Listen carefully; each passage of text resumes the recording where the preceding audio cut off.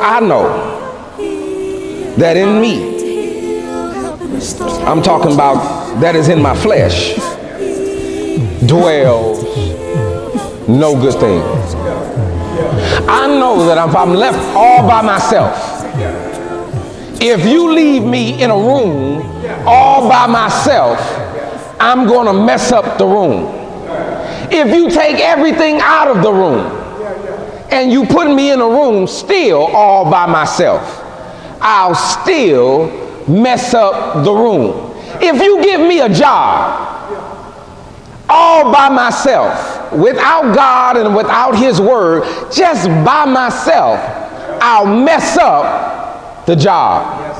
If you put me in a new neighborhood, in a new house, and in a new car, all by myself, I'll mess up the house, I'll mess up the car, I'll mess up the neighborhood. What I'm saying is, without God, I'll mess up a good thing.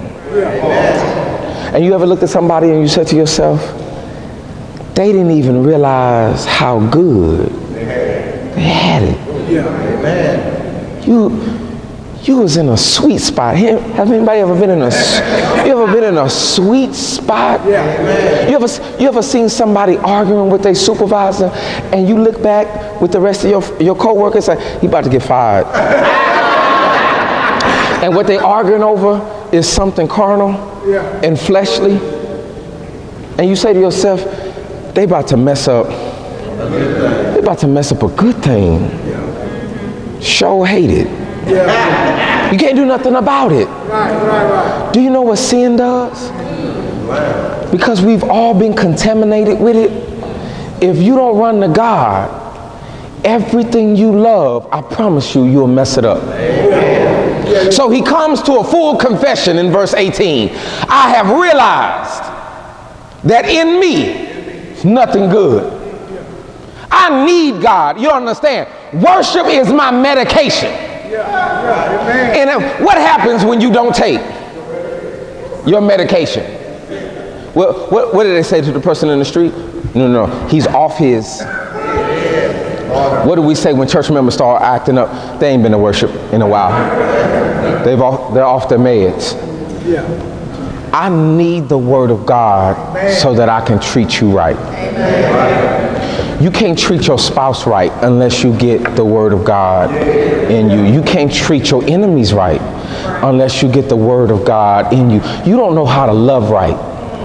Do you know loving people right requires daily medication? So that's why you tell certain people, get away from me. I didn't take it today. I didn't take it today. I'm not going to love you like Christ today because I didn't take it today. You can't forgive because forgiveness requires medication. And so the bigger the offense, the higher the dose. When your heart is really broken, you got to get in the Word. And the Word of God got to flow through you, or you won't be able to. Do you know that forgiveness and loving people is supernatural, and it requires something from the outside to get into something that is limited, to do something extraordinary? To walk like God, to walk like Christ requires supernatural ability. And you need your medication. So he says, listen, I'm honest with myself. In me, there's nothing good. Until you look in the mirror and you realize you are nothing without Christ, you'll never run to him. He'll be somebody you have a crush on, but you'll never fall in love with God until you look in the mirror and you realize I am nothing without God. I'm not good, I'm not okay, I'm not better than the next person. I am filthy rags without God, and until I run to him, I'll never be what he's called me to be. The good stuff, the good things that I would do, we talked about on Wednesday night. You only believe in the part of the Bible in which you practice. You only believe in the Bible in the part in which you practice. So if you read a text and you obey that text, then that's the part of the Bible in which you believe. But anything that you don't practice, anything that you don't follow through on, have you ever said to yourself, I know I'm supposed to do better, I just don't do it? That's the part of God you don't believe in. Yeah. So we talked about on Wednesday night, there are some people that you say, don't touch me again. Yeah, schoolyard or whatever. Some of y'all at the cooler at work, whatever. You say what? Don't touch me again. And then you say, if you touch me again, I'm gonna bust you in your mouth. Don't touch me. Leave me alone. And touch me again, because you bounce with it. Touch me again. And I promise, I'm gonna bust you in your mouth. That's when you let them know you're serious. You let them know you're serious when you bounce. What do you do with the person who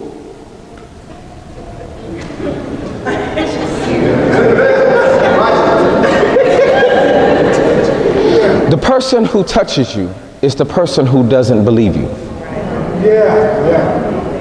You don't even want to fight, but now you have to fight because you cannot take the disrespect that I asked you not to do something. So let me explain to you in a different perspective that every time you sin against God, you're poking him. He's saying, please don't sin, because if you sin, I have to punish you. By two immutable things, I can't lie. So I'm not going to break my own integrity. If you sin, I have to punish you. So let me give you a long list of sins, which the Bible does. The Bible gives you a long list of sins. Don't do this. Right? Don't sin. But when you become aware of the Word of God and then you go and sin anyway, you force God to move on you. And he don't want to move on you. Paul is struggling and saying, I don't need a Bible study. I already know what's right. And I already know what's wrong. So here's the thing. I want to do good. But he says what? But for the good that I would, I what? I don't do it. You really should be better than where you are. And you have no idea how many blessings you're missing because you're not walking with God. Matter of fact, the very thing you could be asking God for and praying for. You know what? It's one thing to not know what's a sin. It's another thing to walk in and think you okay. I've walked into many classrooms thinking I was passing. I've told this story one time. I was in college and matter of fact, I was having a great day. Things were going well. I had just left one class. I was on my way to another class. I was walking in, and when I walked in, how do you do when you walk in? Y'all all right? What's going on? Y'all all right? Yeah. And I looked at nobody was paying attention to me. Everybody was in the book. And I said, hey, what's going on? Hey. And they were back in the book. I'm having a good day. I'm just chilling. And as I kind of got to my seat, I kind of looked around. Everybody was in the book. Study. I said, hey, what y'all doing? They said, we're getting ready for the test.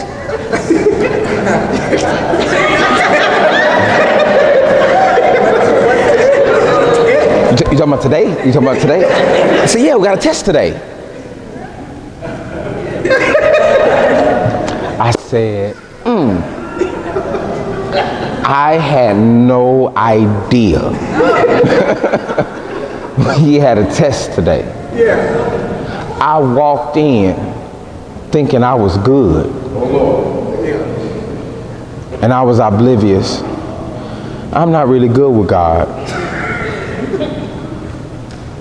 When you don't do self-examination over yourself and the Word of God, you will walk in saying, I'm good. And you're not good. Did you know that God never called us to be good? He's calling us to be great, so even good can become sinful. When he put greatness inside of you, and you operating on good, and God is waiting for greatness to blossom. Sometimes God, if you know somebody, when you know somebody can lift more, run faster, and they're just staying in the pack, you fuss at the one that's what? You don't fuss at the ones who trying all their best and that's the best they can do. Come on, Jimmy, that's all right. Just keep pushing. But there's a horse in there. And he just running with the pack, but you know he got more. And you fuss at the one that got more.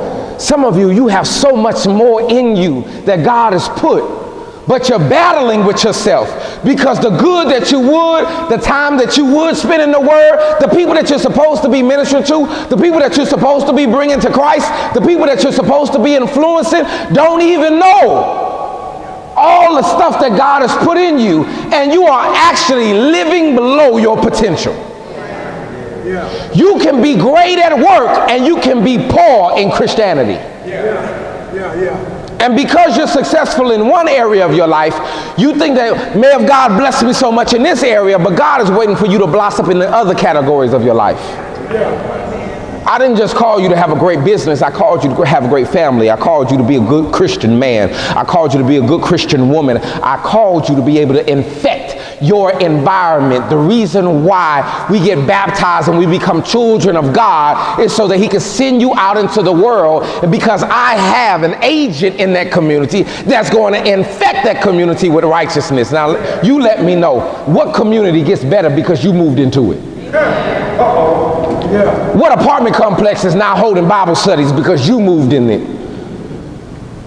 The new job that you have, how many people are you sharing the gospel where you are? You're supposed to infect your environment. But I can't do what I should do if there is already a war in myself. And when you're battling with yourself, you can't go fight the battle of the Lord because you're already fighting a battle. You're consumed with just waking up in the morning trying to do right.